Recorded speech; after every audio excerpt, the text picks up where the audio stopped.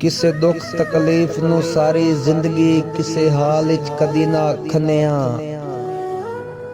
ਤੇਰੇ ਫੁੱਟਣ ਤੇ ਮੇਰੀਆਂ ਕੰਬਲੀਆਂ ਅੱਖੀਆਂ ਮੇਰੇ ਸਬਰ ਦਾ ਭੋਲ ਚਾ ਬਨਿਆ।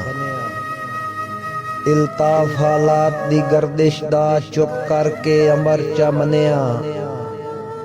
ਅੱਜ ਉਹ ਦੁਸ਼ਮਣ ਸਿਰ ਜ਼ੋਰ ਦਿਸੀਂਦਾ ਹੈ ਜਿਹਨੂੰ ਪੱਲੇ ਵੀ ਕਦੀ ਨਾ ਬੰਨਿਆ।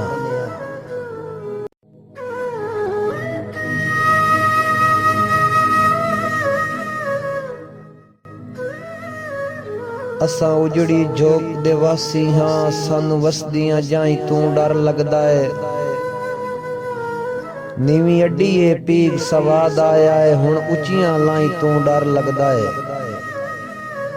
सिर हेठ चा दित्ती है बां अपनी, हुण कई दियां बाई तू डर लगदा है।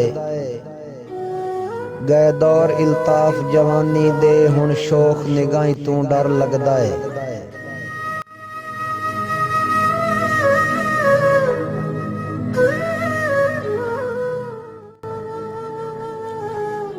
कोई कहिंदा नहीं इस दुनिया ते सब कुछ इल्ताफ फराडे।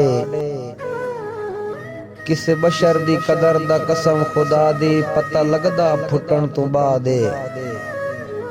हर सजन नू अपने लगदियां विच रखे रब दी जात आबाद। फुट गया तां ओदरा मार घतेंदियां रले वसण दा हो सवाद।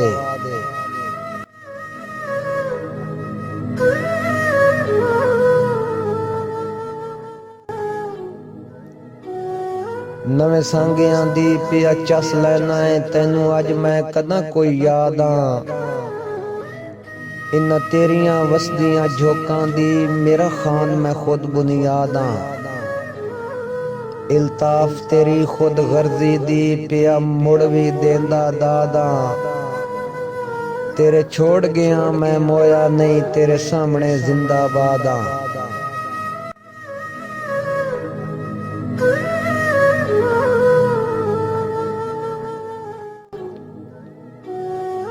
सिक लांदी लांदी आखिर लै गई जदां सजन परेड़े हो गए। इल्ताफ साडे रुसण मनीवण दे उका खत्म बखेड़े हो गए। गुण लग गया अवल जवानी नू लम्मे हिजर दे झेड़े हो गए। चलो शुक्र है दिल दे खोटियां दे वेले नाल नखेड़े हो गए।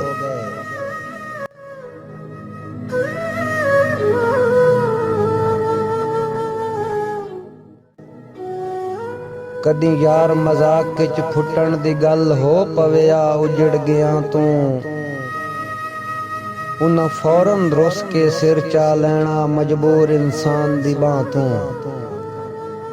एक छल हंजुआं दी बारा पवनी अखियां दे पाक चन्हा तू।